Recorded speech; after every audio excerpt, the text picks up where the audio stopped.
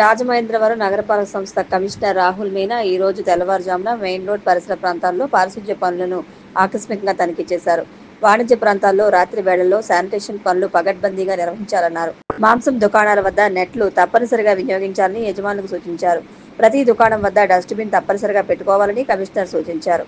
అలాగే నగరవాసులు రోడ్ల వెంబడి ఉన్న భవన నిర్మాణ వ్యర్థాలను తక్షణమే తొలగించాలని పేర్కొన్నారు. సింగిల్ యూజ్ ప్లాస్టిక్ నిషేధం ఖచ్చితంగా జరగాలని, ఎవరైనా ప్లాస్టిక్ను విక్రయించినా, ప్లాస్టిక్ కవర్లతో నిత్యావసర సరుకులు ఇచ్చినా చర్యలు తప్పవని హెచ్చరించారు. ప్లాస్టిక్ రహిత రాజమహేంద్రవరం లక్ష్య సాధనకు ప్రతి ఒక్కరూ సహకరించాలని కోరారు. ఆయన వెంట ఎంహెచ్ఓ వినూత్న, ఇతర సిబ్బంది ఉన్నారు.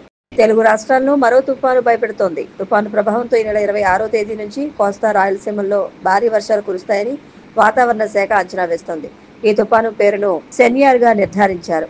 ఆగ్నేయ బంగాళాఖాతంలో అల్పపీడనం ఏర్పడి అది పశ్చిమ వాయువ్యంగా పయనించి ఈ నెల 24వ తేదీ కల్లా వాయుగుండంగా మారి దక్షిణ బంగాళాఖాతంలోకి ప్రవేశించనుందని ఐఎండీ అధికారులు తెలిపారు. ఆ తదుపరి 48 గంటల్లో పశ్చిమ వాయువ్యంగా పయనించే క్రమంలో తుపానుగా మారి నైరుతి బంగాళాఖాతంలో ప్రవేశించి ఆంధ్రప్రదేశ్ తీరం వైపు రానున్నదని ఐఎండీ తెలిపింది.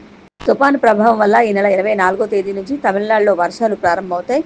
ఈ నెల 26వ తేదీ నుంచి 29 వరకు తొలుత రాయలసీమ, దక్షిణ కోస్తా, ఆ తర్వాత ఉత్తర కోస్తాలో వర్షాలు కురుస్తాయి.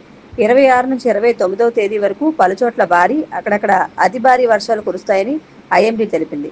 తుఫాను ప్రభావం వల్ల కోస్తా ప్రాంతంలో గత కొద్ది రోజులుగా వాతావరణంలో మార్పులు చోటు చేసుకున్నాయి. మొన్నటి వరకు చలి తీవ్రత ఎక్కువగా ఉండగా తుఫాను ప్రభావంతో ఉష్ణోగ్రతలు పెరిగాయి. రాజమహేంద్రవరం నగరపాలక సంస్థ ఎన్నికల ఆశలపై ప్రభుత్వం మళ్లీ నీళ్లు చల్లింది. రాజమహేంద్రవరం, తాడేపల్లిగూడెం, భీమవరం, పాలకొల్లు, తణుకు సహా రాష్ట్ర వ్యాప్తంగా ఉన్న మున్సిపాలిటీల్లో స్పెషల్ ఆఫీసర్ల పదవీ కాలాన్ని మరో 6 నెలలు పొడిగిస్తూ ఉత్తర్వులు జారీ చేసింది. వచ్చే ఏడాది మే వరకు స్పెషల్ ఆఫీసర్ల పాలన కొనసాగుతుంది.